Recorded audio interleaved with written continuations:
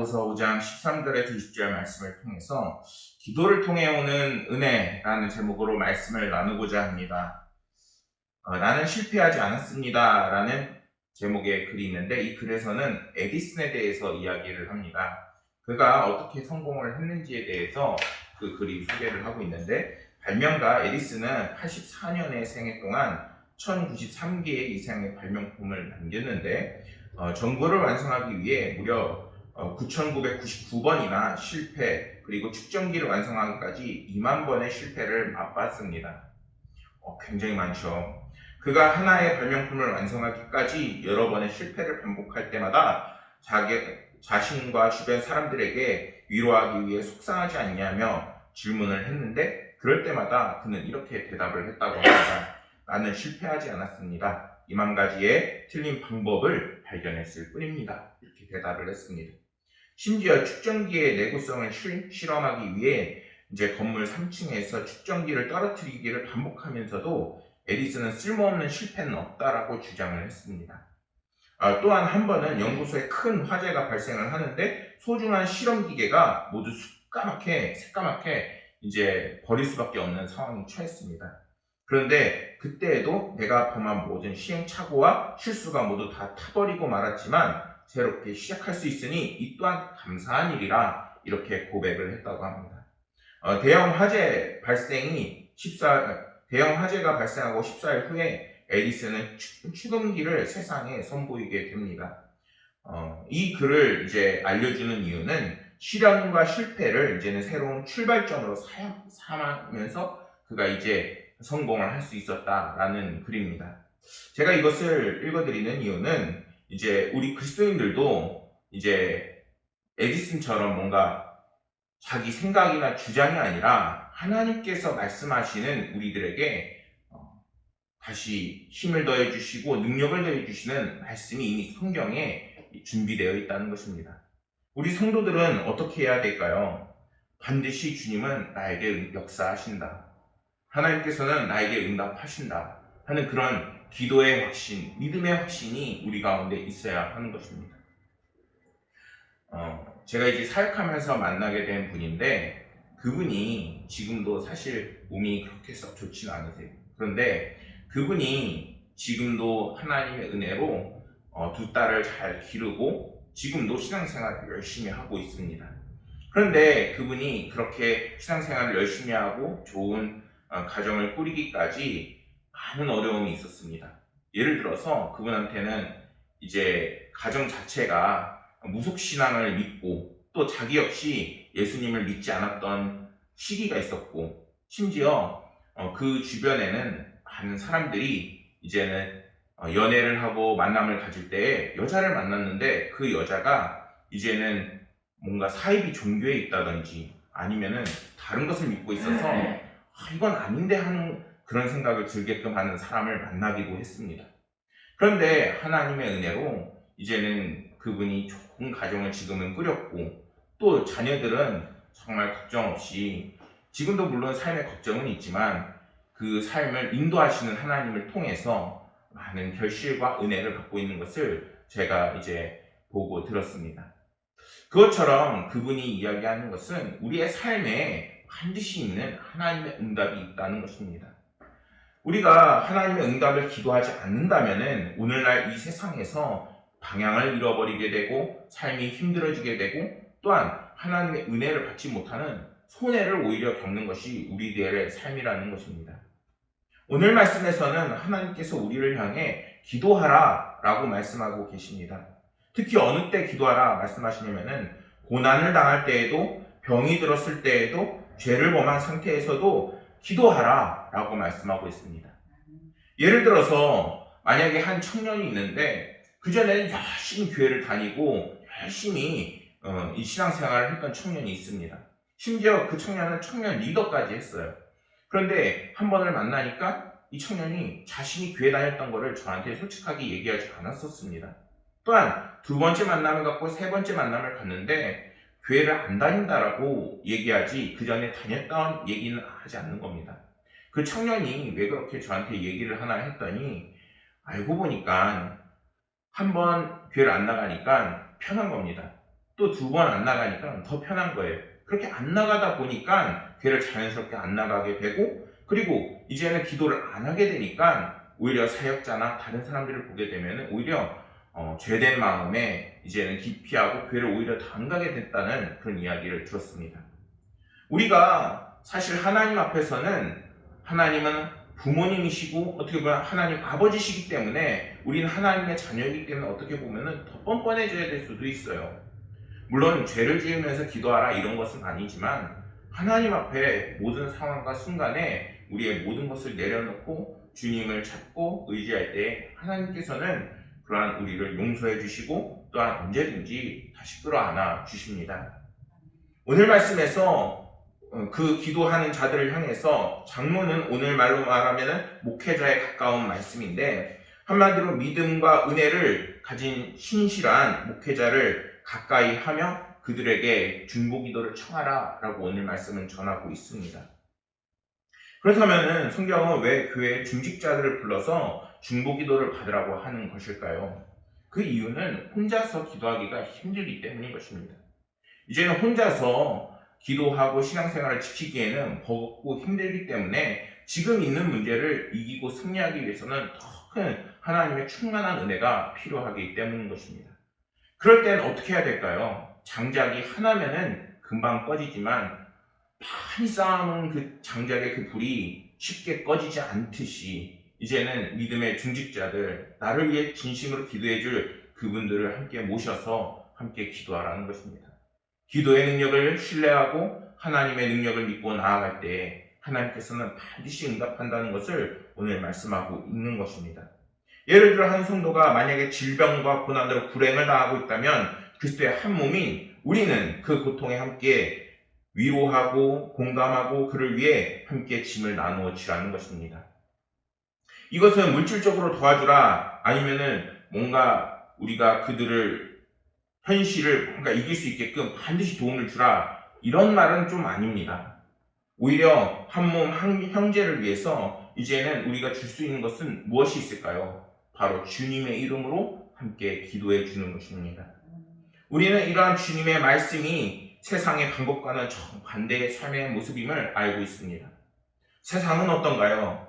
기쁘고 경사스러운 일이 있으면 사람들한테 자랑하기 바빠요.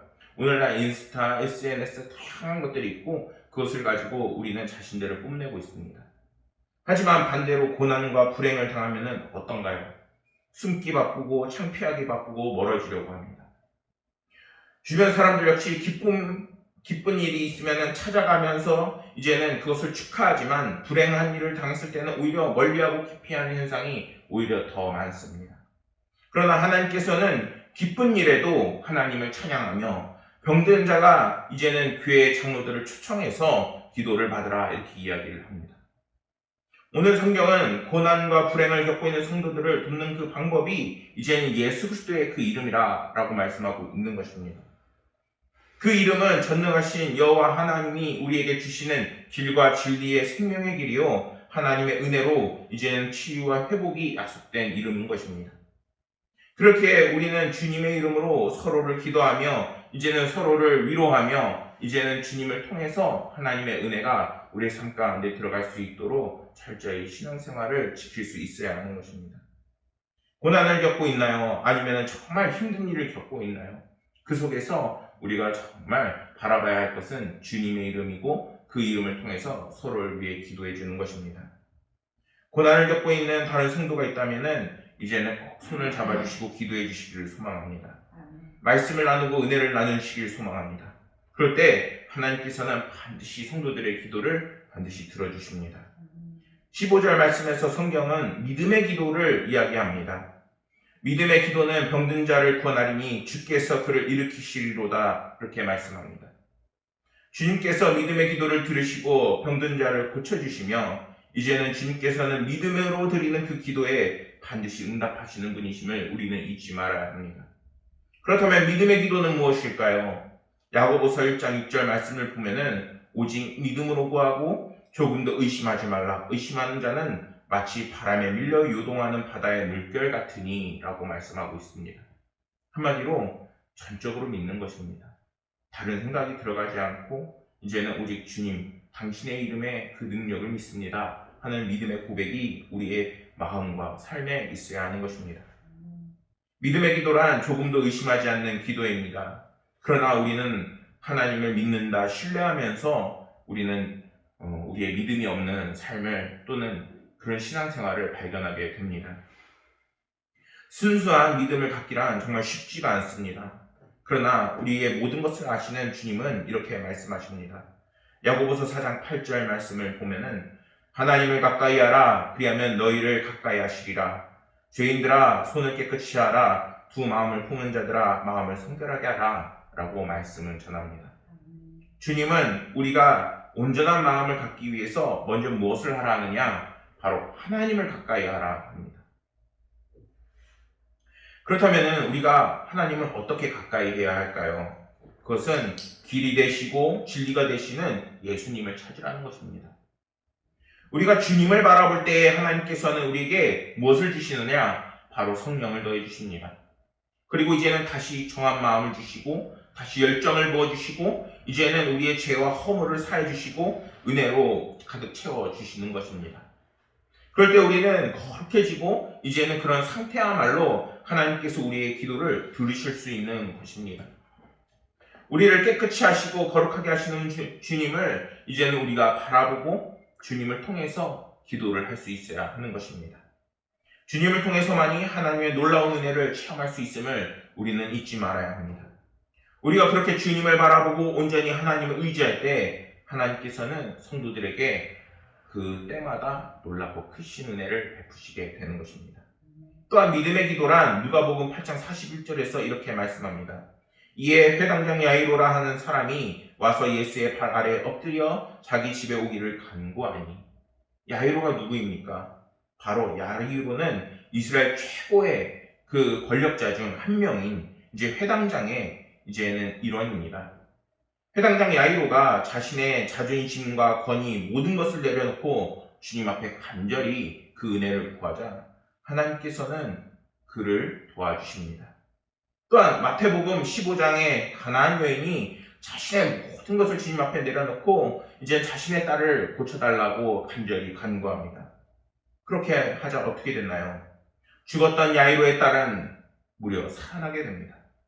또한 가나안 여인의 딸, 그 아이는 귀신을 들렸는데 그걸 통해서 어떤 방법을 찾지 못하다가 예수님을 통해서 바로 자유를 얻게 됩니다. 성경은 이렇게 말씀합니다. 사무엘상 16장 7절 말씀입니다.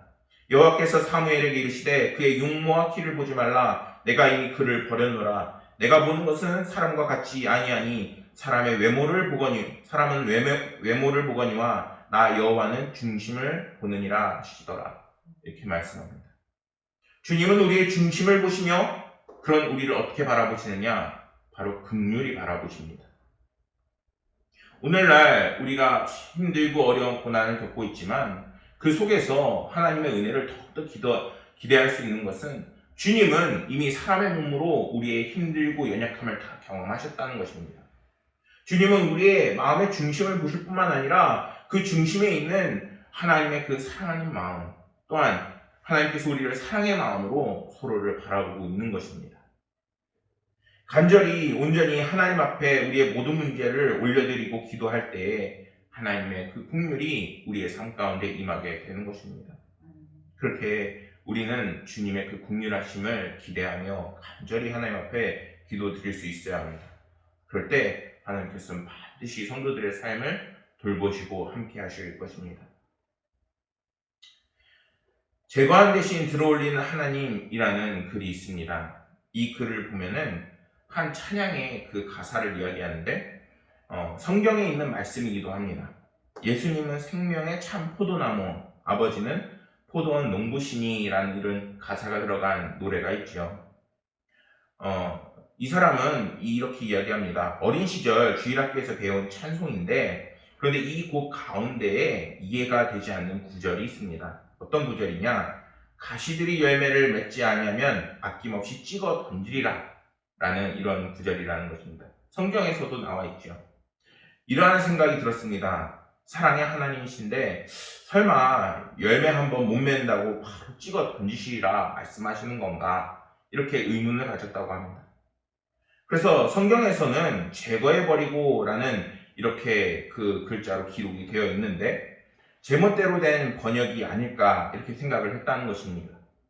그래서 여기서 사용한 헬라어는 아이로라는 발음을 하는데 사전에 제거하다 또는 들어올리다, 짊어지다라는 뜻이 있습니다.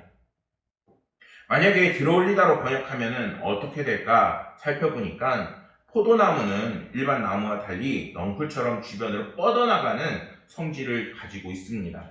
그래서 농부가 한 일을 이제 지지대를 세워서 줄기가 뻗어나가는 그 길을 마련해야 하는데 만약에 그렇지 않았다면은 포도나무는 자연스레 땅바닥에 처지고 열매를 맺어도 결국에는 못 먹게 되어버리는 것입니다. 열매가 썩거나 말라버리게 됩니다. 그럴 때 농부가 줄기를 들어올려 준다면은 이것은 새로운 기회가 생기게 되는 것입니다. 사랑의 하나님은 열매 맺지 못하는 가지를 제거하기보다는 들어올려 살리시고 결실의 기회를 주신다라는 글이었습니다. 여러분, 오늘날 우리가 정말 쓰러져 나가는 포도나무처럼 열매를 맺어도 그 열매마저 땅으로 떨어지는 상황이지 않나 싶습니다. 코로나 바이러스로 우리가 지금 힘든 시기를 보내고 있고 물가는 너무나도 비싸서 하나 사기가 겁이 나고 지금 어떤 일을 하고자 하면은 그 일에 넘어야 되는 장애물은 더 많고 그런데 그 상황 속에서 우리의 삶을 인도하시고 지혜를 구해야 하는 분은 어디 있을까요? 다른 곳에 있는 것이 아니라 바로 주님 안에 있는 것입니다. 16절 말씀에는 의인의 강구는 역사하는 힘이 큼이라 라고 분명하게 주님은 말씀하십니다.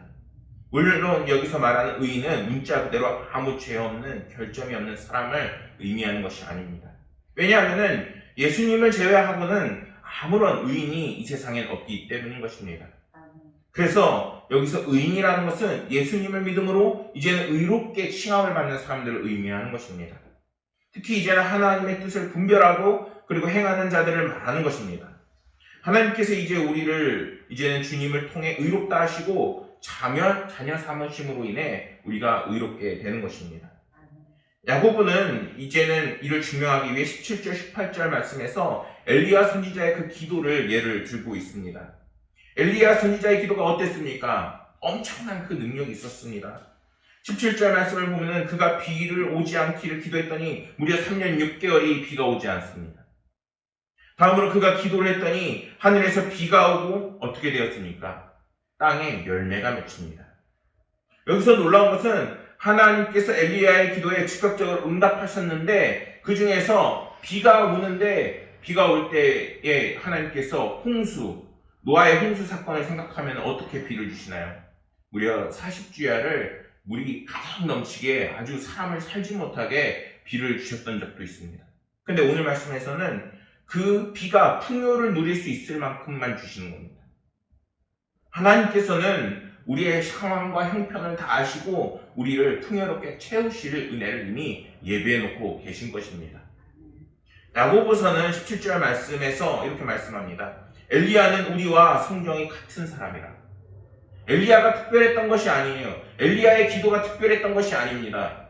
엘리야는 기도를 했고 하나님께서 거기에 특별하게 응답하신 것입니다. 우리는 오늘 이 말씀을 꼭 기억하고 우리 역시 하나님 앞에 우리의 모든 문제를 올려드릴 수 있어야 하는 것입니다. 그럴 때 하나님께서는 우리의 간절한 그 기도, 믿음의 기도를 통해서 우리에게 특별하게 응답하시게 되어 있는 것입니다. 사랑하는 여러분, 이것을 믿으시길 소망합니다. 하나님의 뜻대로 일어나는 것이지 내 뜻대로 일어나는 것이 아닌 것입니다. 그렇게 우리는 하나님의 뜻이 합한 자들이 되어야 하는 것입니다. 기도 응답을 원하십니까? 그것은 하나님의 시선이 어디 있는지 알아야 되는 것입니다. 하나님의 마음이 정말 나의 삶을 어디로 이끄시는지 그 마음을 살피고 하나님과 소통하고 하나님과 함께하는 그러한 신앙의 삶을 우리가 멈추지 않아야 하는 것입니다. 그것을 멈출 때 기도 응답은 점점 멀어지게 되는 것이고 삶이 더욱더 힘들어지게 되는 것입니다. 그렇기 때문에 우리가 더욱더 주님을 바라보고 주님께 기도할 수 있어야 하는 것입니다. 야고보는 19절과 20절 말씀을 통해 성도들 가운데 미혹되어 진리를 떠난 자들을 돌아서게 하라 라고 성경은 권면하고 있습니다. 이 좋은 기도를, 은혜가 넘치는 기도, 하나님의 응답받는 그 기도를 나 혼자 머물지 말고 다른 사람들에게도 알려주라는 것입니다. 그래서 진리를 떠난 자들을 이제는 돌이키게 하는 많은 사람들이 되게 하고 그 사명을 감당하는 야성을 가진 사람들이 되라는 것입니다. 오늘날 우리가 영적 침체기를 이제는 경험하고 맞이하고 있습니다. 그런데 이 영적 침체기라는 것이 그냥 가만히 냅두면 사라지는 것일까요?